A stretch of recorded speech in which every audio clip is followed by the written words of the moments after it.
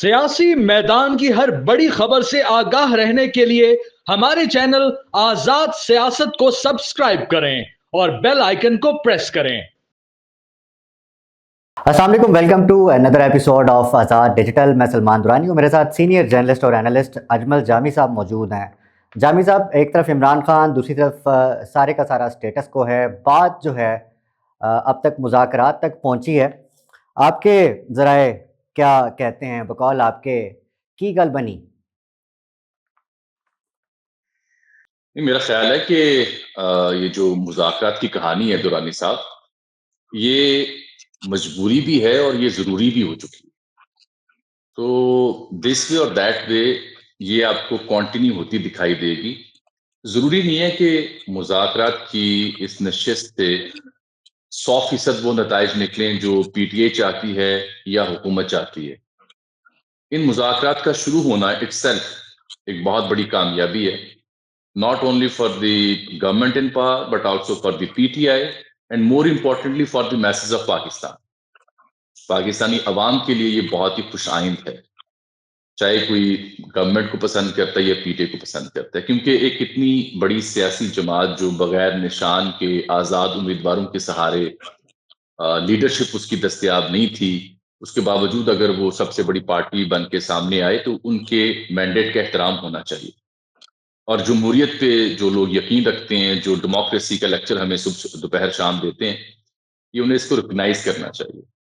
اور دوسری بڑی وجہ یہ ہے کہ ایک شخص جو جیل بیٹھا ہے کیسز کے باوجود یا پارٹی تتر بتر ہونے کے باوجود یا جو بھی circumstances he had to go through, ہم دیکھ رہے ہیں کہ جو ان کی مقبولیت ہے وہ پہلے سے زیادہ بڑی ہے، کم نہیں۔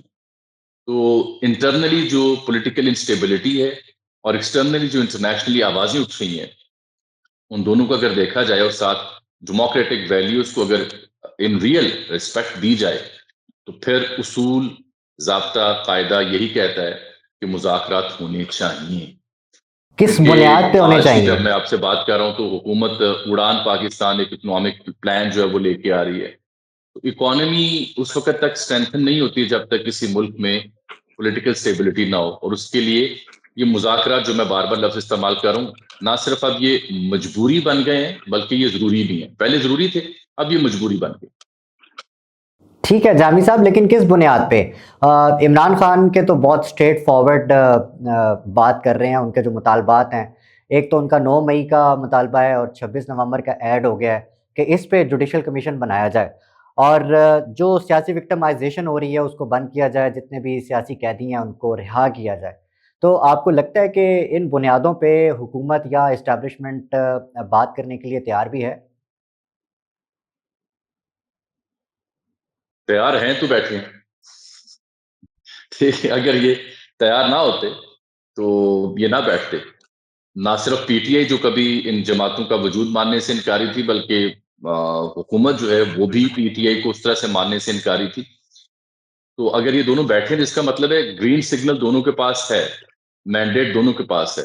اور جو حکومت کی مذاکراتی کمیٹی ہے اس کی ذرا آپ تشکیل دیکھیں، اس میں کون کون سی جماعتیں ہیں اور وہ کس کس کی نمائندگی کرتی ہیں، تو یہ تو مجھے ایک گرینڈ نیشنل ڈائلاگ کی صورت دکھائی دیتی ہے۔ اور اس میں سب سے عام بات تو اگلے دن میرے خواجہ صاحب نے یا رانا ثناء اللہ نے کر دی تھی کہ نواز شریف صاحب، آصف علی زرداری اور عمران خان کو مل بیٹھنا چاہیے۔ تو یہ جب نون لیگ کے سینئر رہنما اگر یہ بات کر رہے ہیں تو اس کا مطلب یہ ہے کہ وہ اعتراف کر رہے ہیں کہ ملک میں ایک سیاسی بحران ہے، اور اعتراف کرنے کے بعد اس بحران کا حل تجویز کر رہے ہیں کہ ہماری سینئر قیادت کو بھی انڈلج ہونا چاہیے، انوالو ہونا چاہیے۔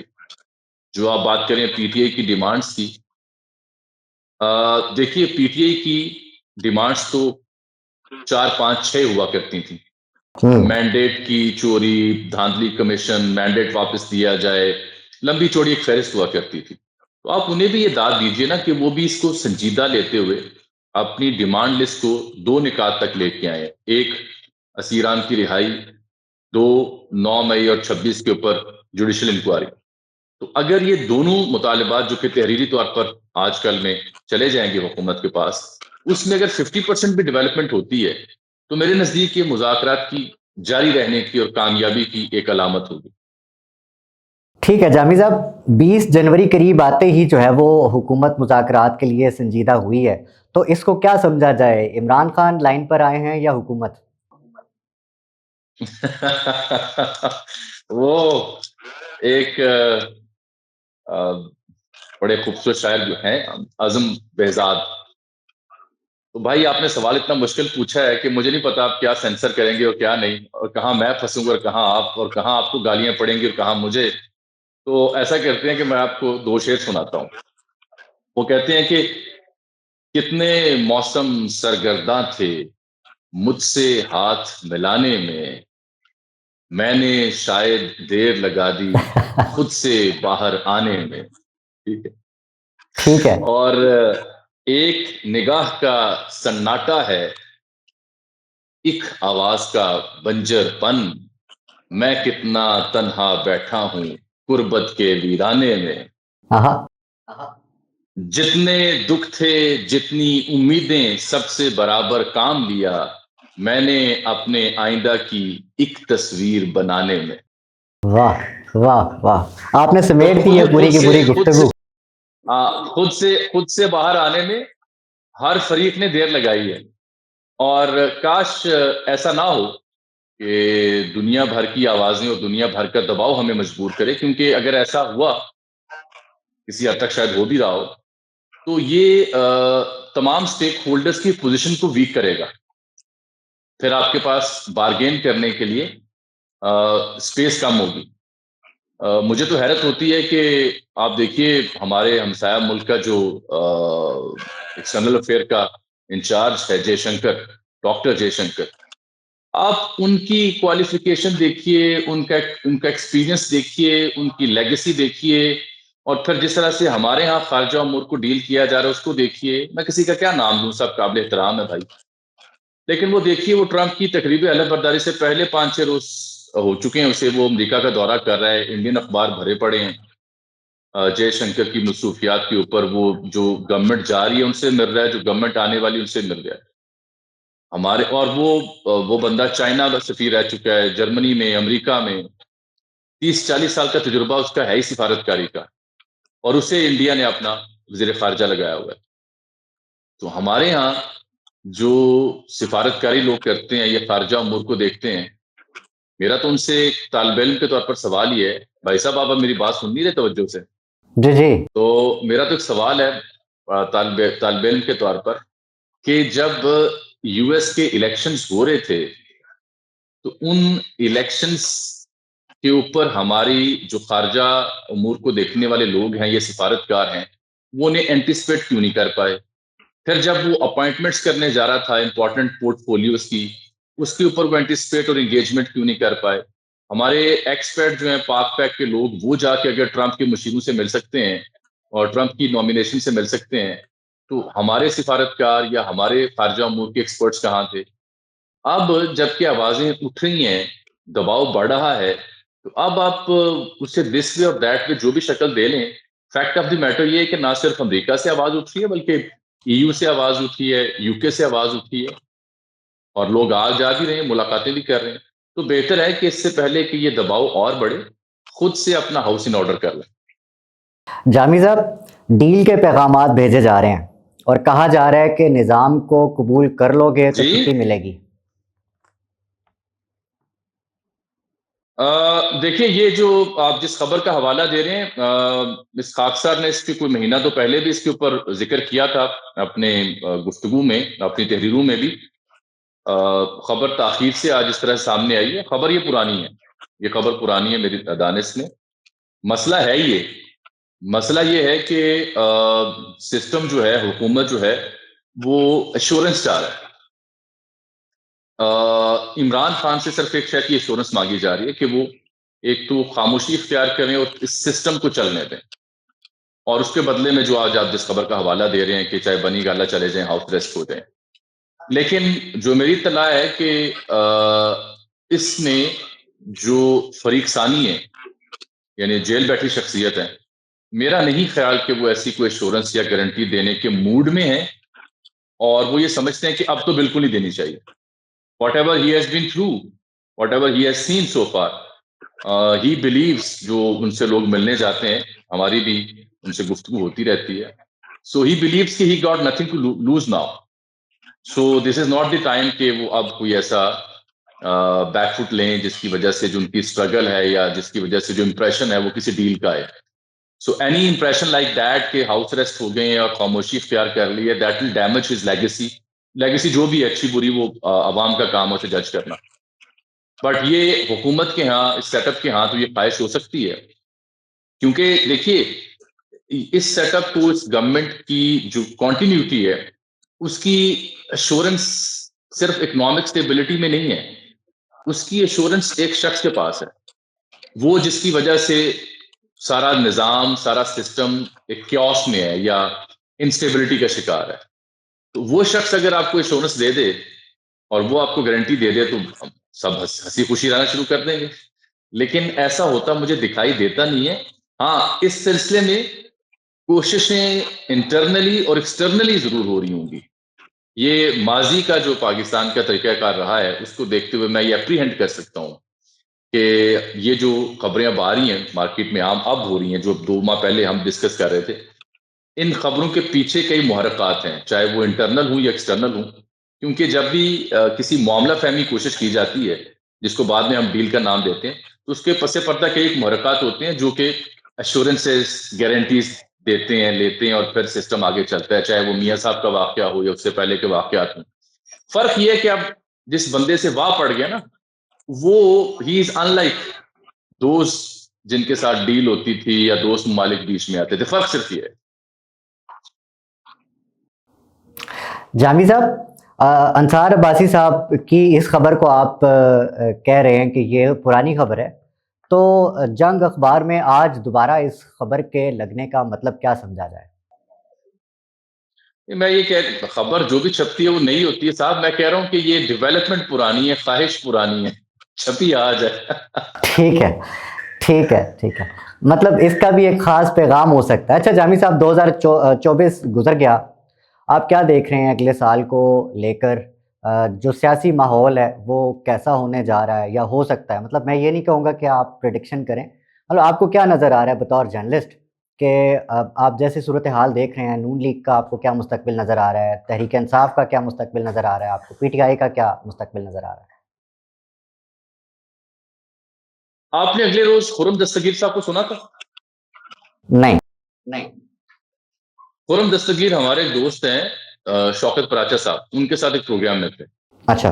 تو خرم دستگیر صاحب یہ بات کر رہے تھے کہ جب سے پاکستان میں موبائل اور انٹرنیٹ آیا ہے، تب سے جو پاکستان کے سوشل ڈائنامکس ہیں یا پولیٹیکل ڈائنامکس ہیں وہ بدل کے رہ گئے ہیں. اور انفارچونیٹلی ان کی بات کا مفہوم یہ تھا کہ جو باقی پارٹیز ہیں including P M L N, وہ اس کو اس طرح سے انڈرسٹینڈ نہیں کر سکی ان چینجز کو. وہ اس کا ادراک کر رہے تھے کہ یہ چینجز بڑی یعنی ریپڈ ہوئی ہیں، اور جو روایتی سیاسی جماعتیں ہیں، مفہوم یہ تھا وہ خواجہ سمجھ آصف نہیں صاحب پائے. نے چیٹ جی پی ٹی کا استعمال کرنا تو شروع کر دیا ہے. وہ کسی کو بیان کر رہے تھے کہ یہ دیکھیں جی، میں نے عمران خان کے حوالے سے چیٹ جی پی ٹی سے پوچھا تو اس نے یہ ساری انفارمیشن دے دی. خواجہ صاحب اور خرم دستگیر صاحب کی دونوں باتوں کو آپ نتھی کریں اور اندازہ کریں کہ ہاؤ لیٹ دے آر. جی. آپ اندازہ کریں کہ یہ کتنی وہ ہمیشہ دیر کر دیتا ہوں والا حساب ہے نا ان کا. تو اب اتنی دیر انہوں نے کر دی ہے کہ دیکھیں، میں ہمیشہ کوشش کرتا ہوں ڈیٹے کے ساتھ بات کی جائے نا. ڈیٹا ہمیں یہ بتاتا ہے، data is the real thing نا. سب سے بڑا ٹروتھ وہ ہے. ڈیٹا ہمیں کہتا ہے کہ پاکستان وہ ملک ہے جہاں یوتھ کا بلج سب سے زیادہ ہے، مور دین 62-63% ہے. ڈیٹا ہمیں یہ کہتا ہے کہ رجسٹرڈ ووٹر کی تعداد میں سب سے زیادہ تعداد ہے 18 سے 45 برس کے لوگوں کی، 8 کروڑ 40 لاکھ کے قریب. ٹوٹل ہے 12 ساڑھے 12 یا 13 کروڑ کے آس پاس. تو یہ ڈیٹا ہمیں بتا رہا ہے کہ پاکستان میں جو یوتھ ہے اس کا والیوم سب سے زیادہ ہے، چاہے وہ رجسٹرڈ ووٹر کا ہو چاہے وہ ایک عام شہری کا ہو. تو وہ جو یوتھ ہے، میں اور آپ چلتے ہیں، مائک اٹھاتے ہیں، اس سے جا کے پوچھ لیتے ہیں کہ آپ کس کو پسند کرتے ہیں اور کس کو نہیں پسند کرتے. تو اس کا جواب میں آپ کو الفن کہہ سکتا ہوں کہ کوئی 90% ایک شخصیت کے حق میں آئے گا. ٹھیک ہے، ظاہری بات ہے، میں نام لے رہا ہوں، عمران خان صاحب کے حق میں آئے گا، کیونکہ ان کا جو بھی بیانیہ ہے، ان کے بیانیے میں اور نون لیگ اور پیپلز پارٹی کے بیانیے میں زمین آسمان کا فرق آ چکا ہوا ہے. اب لوگ موٹر وے کی تعمیر یا میٹرو کی تعمیر کو اپنا حق سمجھتے ہیں. وہ ہیومن رائٹس کے اوپر زیادہ اور ڈیموکریٹک رائٹس کے اوپر زیادہ ان کی اویئرنیس ہو چکی ہے. ایک زمانے میں اخبار کے اشتہار کے اوپر جو شاید چھپی ہوتی تھی, اخبار میں جو کالم چھپ گیا, سرخی چھپ گئی, وہ اوپینین میکنگ میں کام آتی تھی. اب لوگ آگے جا چکے ہیں. اور نون لیگ تو ابھی بھی اخباروں کے اشتہار بانٹ رہی تھی. نون لیگ تو ابھی بھی جب نواز شریف صاحب تھے تو اخباروں کے پورے صفحے کے اشتہار دے کے تو نیریٹو بنانے کی کوشش کری تھی. اور پیرلل پی ٹی آئی کے پاس نہ اخبار تھا, نہ ٹی وی تھا, صرف سوشل میڈیا تھا. اور یہ بات سمجھے نا, یہ کیا ایسا ہوا کہ ایک پارٹی کے پاس سمبل نہیں ہے بلے کا. ہر اس کا جو انڈیپینڈنٹ کینڈیڈیٹ ہے اس کا سمبل وکھرا ہے, ڈفرنٹ ہے. So what enabled the voters کہ وہ 2 دن پہلے ان کے موبائل میں علم تھا انہیں کہ میرا پولنگ اسٹیشن کون سا ہے اور میرا کینڈیڈیٹ کون سا ہے, اور they came out and they voted. تو یہ نون لیگ کا جو مستقبل آپ پوچھ رہے ہیں, میرا خیال ہے نون لیگ کا مستقبل اس صورت میں بہتر ہو سکتا ہے اگر واقعی نواز شریف صاحب, زرداری صاحب, عمران خان صاحب مل کے یہ طے کر لیں کہ پولیٹیکل سپیس اب سیاستدانوں کے پاس ہوگی اور ایک دوسرے کی غلطیوں کا ادراک کریں اور کھلے دل سے اگر بیٹھ کے معاملہ فہمی کرتے ہیں تو صورتحال بچ سکتی ہے. ایک جملہ اور کہوں گا, نون لیگ واقعتاً میاں نواز شریف صاحب ایک ہیرو بن سکتے تھے اگر وہ 8 فروری کے جو نتائج آئے اس کے بعد شکست کو تسلیم کرتے کہ ہماری پارٹی سنگل لارجسٹ پارٹی نہیں ہے, ہمارے پاس سب سے زیادہ مینڈیٹ نہیں ہے اور اس مینڈیٹ کے ساتھ حکومت نہیں بنانی چاہیے. اور میں دعوت دیتا ہوں ان جماعتوں کو جن کے پاس ہم سے زیادہ سیٹیں ہیں کہ وہ حکومت سازی کریں. یقین جانے لوگ میاں صاحب کی تعریف کرتے ہیں کہ یار یہ ہوتا ہے لیڈر, یہ ہوتا ہے سابق وزیر اعظم, یہ ہوتا ہے بڑا رہنما کہ جس نے مختصر مدت کے فائدے کے لیے نہیں سوچا بلکہ لارجر پرسپیکٹو میں سوچا. سو آئی تھنک نون لیگ کے لیے تاخیر ہو چکی ہے آلریڈی, وہ یہ ٹرین مس کر چکے ہیں. لیکن وہ کہتے ہیں نا کہ دیر از نیور ٹو لیٹ. ابھی بھی ایسی پولیٹیکل میئرز لے کے جس میں یہ طے ہو جائے کہ جو شکوے نواز شریف صاحب کو رہے ہیں اسٹیبلشمنٹ سے اور جو شکوے عمران خان صاحب کو رہے ہیں اسٹیبلشمنٹ سے, ان کا حل ڈھونڈیں اور حل ڈھونڈ کے پولیٹیکل سپیس کو عوام کی مرضی کے اوپر رکھیں. یہ پولیٹیکل یہ رول وہ کرے گا جس کو عوام چاہیں گے, یہ طے کریں. جہاں تک آپ بات کر رہے ہیں پی ٹی آئی کی یا باقی سیاسی جماعتوں کی جو مستقبل ہے, تو بھائی میرا خیال ہے کہ اس کو پریڈکٹ کرنے کی بجائے, میں چھوٹا سا طالب علم بھی ہوں آسٹرولوجی کا بھی, تو میں یہ کہہ سکتا ہوں آپ کو کہ جو عمران خان صاحب کے 2025 کے ستارے ہیں اس میں 2 جو ان کے ستارے, ان کی پوزیشن بڑی اچھی ہونے جا رہی ہے, بلکہ ایک موقع پر تو وہ ایک ہی سمت میں آ جائیں گے. ایک کو ہم جوپیٹر کہتے ہیں, ایک کو وینس کہتے ہیں. تو وینس تو ابویسلی ان کی شہرت, مقبولیت, ان کے چاہے جانے کی علامت ہے, اور جوپیٹر جو ہے ان کی دیگر معاملات کو ریپرزینٹ کرتا ہے. تو ان کو دیکھتے ہوئے لگتا ہے یہ کہ فیب اور مارچ اس میں خاصے امکانات ہیں ان کے لیے بہتری کے, اور اگر یہ مارچ تک یہ جو بہتری آ رہی ہے ستاروں کی چال کی روشنی میں, اگر یہ کنکریٹ نہیں ہوتی تو پھر تھوڑا سا لمبا سفر ہو سکتا ہے. ستارے بھی بڑے سمجھدار ہیں ویسے جامی صاحب. آپ کا بہت شکریہ, آپ نے اپنے بیزی اسکیجول میں سے ہمیں وقت دیا. Thank you very much.